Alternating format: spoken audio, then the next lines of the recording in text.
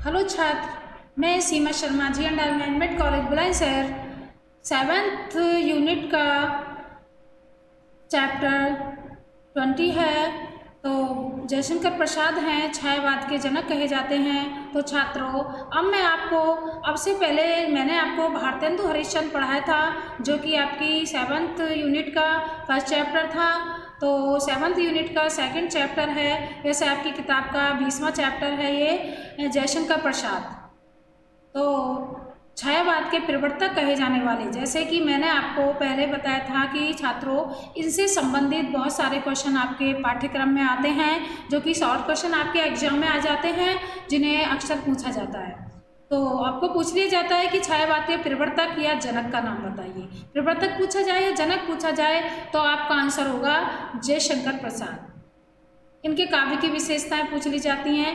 तो इन्होंने एक नए युग का प्रतिपादन किया था, जिसका नाम था छायावाद।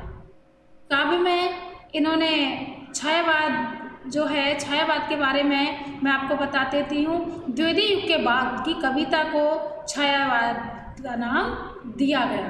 जो द्विवेदीवाद था, जिसे महावीर प्रसाद द्विवेदी के नाम पर रखा है, उसके बाद जो काल आया उसे छायावाद का नाम दिया गया।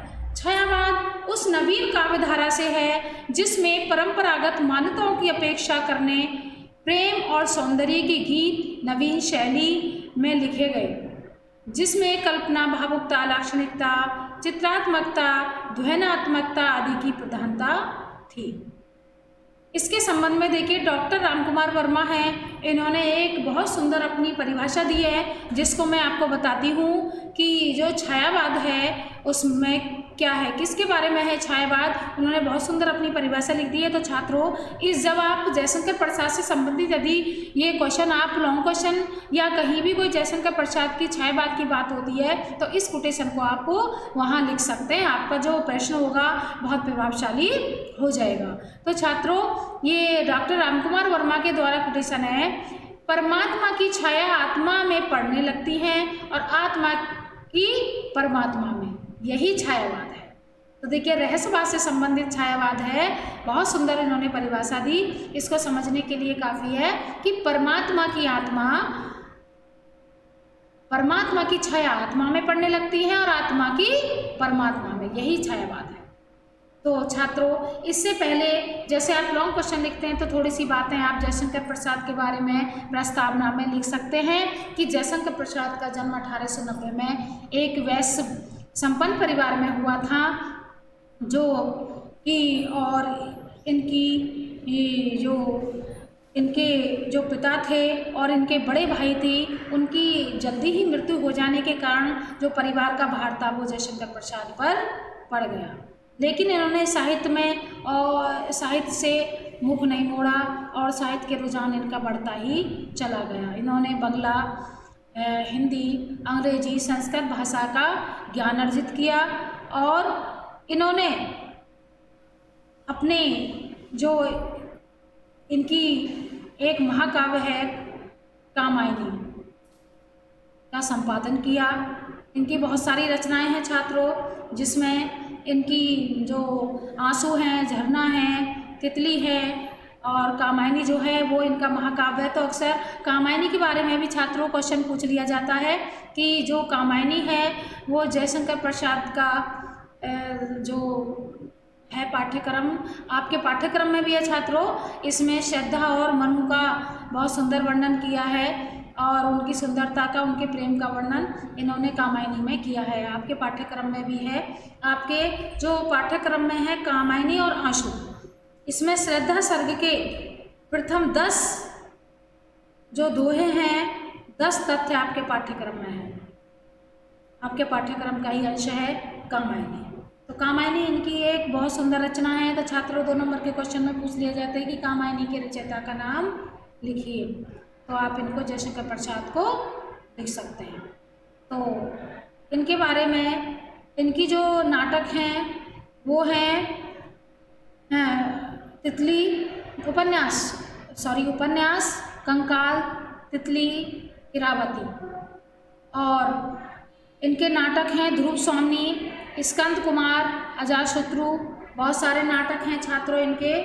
आप का जो पाठ्यक्रम में है आप आगे पढ़ेंगे। ध्रुव स्वामी ने जो अजातशत्रु है और स्कंद कुमार है, ये नाटक आपके पाठ्यक्रम में भी हैं, आगे आएंगे। तो छात्रों, इनके बारे में अब मैं आपकी इनकी काव्यगत विशेषताएं हैं उनके बारे में बता देती हूँ। सौंदर्य भावना, इनकी सौंदर्य भावना है। सौंदर्य भावना का मतलब है कि ये श्रृंगारिक कवि रहे थे। श्रृंगार के द्वारा इन्होंने अपने छायावाद कवियों के समान ही प्रसाद ऐसे व्यापक सौंदर्य के उपासक हैं जिन्होंने अपने काव्य ग्रंथों में प्रेम का स्वस्थ, सूक्ष्म और हृदय प्रवाही वर्णन किया।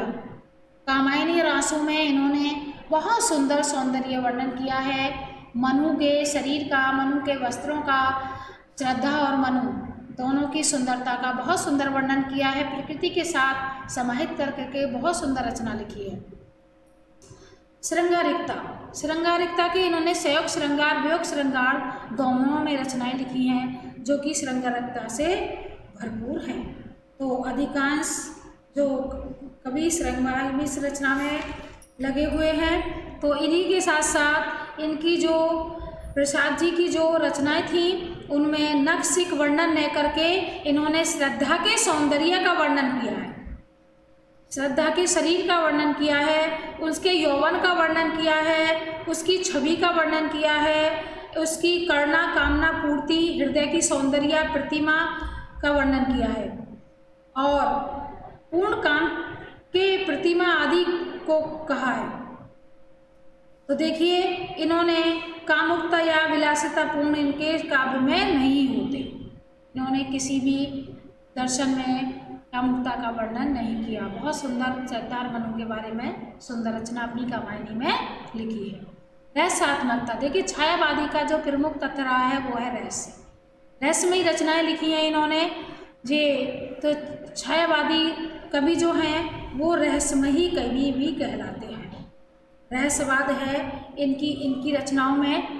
तो रहस्यात्मकता इनकी रचनाओं में दिखाई देती है। सुख दुख की अनुभूति का चित्रण इन्होंने बहुत सुंदर तरीके से भी किया है, रहस्यमय किया है। तो छात्रों, आगे है स्वानुभूत सुख दुख की विकृति। अपने दुख को इन्होंने अपनी रचनाओं में, आंसू में बहुत सुंदर वर्णन किया है। अपनी दिल की अनुभूति को लिखा है, अपने दुख को लिखा है। छात्रों, इनसे संबंधित इन्होंने रचनाएं जो लिखी हैं ये अपने भावों को प्रकट किया है। प्रकृति पर चेतना का आरोप, प्रकृति पर अर्थात इन्होंने प्रकृति को मानवीय रूप प्रस्तुत किया है। मानवीकरण के रूप में प्रकृति पर आरोप लगाते हुए अपनी रचनाएं लिखी हैं। प्रकृति को एक मानवीय रूप धारण करा के अपनी रचनाओं की अभिव्यक्ति की है। तो छात्रों, 6 पॉइंट बनता है इनका नारी की महत्ता। नारी को इन्होंने विशेष आदरणीय कहा है, विशेष सम्मान की बात की है कि नारी को सम्मान मिलना चाहिए। नारी को इन्होंने दया, माया, ममता, त्याग, बलिदान, सेवा, समर्पण की मूर्ति बताया है कि नारी में त्यागमयी भावना है। और इन्होंने नारी के संबंध में छात्रों एक बहुत सुंदर दोहा लिखा है जो कि आपने पहले भी पढ़ा है। तो इन्होंने लिखा है, नारी तुम केवल श्रद्धा हो, विश्वास रजत नग पग तल में, पीयूष स्रोत सी बहा करो अवनी और अंबर तल में। तो छात्रों, इन्होंने नारी को बहुत त्यागमयी बताया, बलिदान में बताया। तो इन्होंने मानवता की अभिव्यक्ति, मानव के दुख को समझते हुए इन्होंने रचनाओं का निरूपण किया। मानव में किस प्रकार की हमारे प्रति हम दूसरों के दुख से, दुख और सुख से अनुभूति करते हैं। इन्होंने दूसरों के दुख को महसूस किया, मानवता का दर्शन दिखाते हुए अपनी काव्य रचनाएं की। देश प्रेम की भावना से संबंधित उन्होंने बहुत सारी रचनाएं लिखी छात्रों, जिसमें अपने भारतीयों को संबोधित करते हुए, राष्ट्र चेतना को जागृत करते हुए उनमें देश प्रेम की भावना जागृत की। बौद्धिकता का मतलब है कि इन्होंने अपने सूझबूझ के द्वारा अपने काव्य का निरूपण किया, जिसमें इन्होंने समाज की बहुत सारे रीति रिवाज, अंधविश्वास और समाज की स्थिति को देख करके उनको बदलने के में बौद्धिकता का काम किया। भाषा में प्रतीकात्मकता, प्रतीक रूप में इन्होंने प्रकृति का ऐसा वर्णन किया है श्रद्धामनु में कि उसको साक्षात मान करके हम जान पड़ते हैं कि ये जो प्रकृति है ये प्राकृतिक है या मानवीकरण है। क्या है ये? मानवीय रूप इन्होंने बहुत सुंदर परिचय दिया। लाक्षणिकता है इनकी भाषा में, भावनात्मकता है। इन्होंने न्यूतन अलंकारों का, श्रृंगार रस, वियोग श्रृंगार रस, करुण रस, क्रोध रस का भी वर्णन अपनी रचनाओं में किया है। गीत एवं प्रगति मुक्तक शैली का प्रयोग किया है। इनका जो काव्य है उसे गीत शैली का वर्णन है, गा सकते हैं उसको। मूर्त के लिए अमूर्त एवं अमूर्त के लिए मूर्त का प्रयोग, अर्थात इन्होंने प्रकृति का ऐसा सुंदर वर्णन किया है अपनी रचनाओं में कि जो मूर्त है वो अमूर्त लगने लगती है और जो अमूर्त है मूर्त लगने लगती है। तो छात्रों, इससे संबंधित जो रचनाएं हैं ये मैंने आपसे कही जयशंकर प्रसाद के बारे में।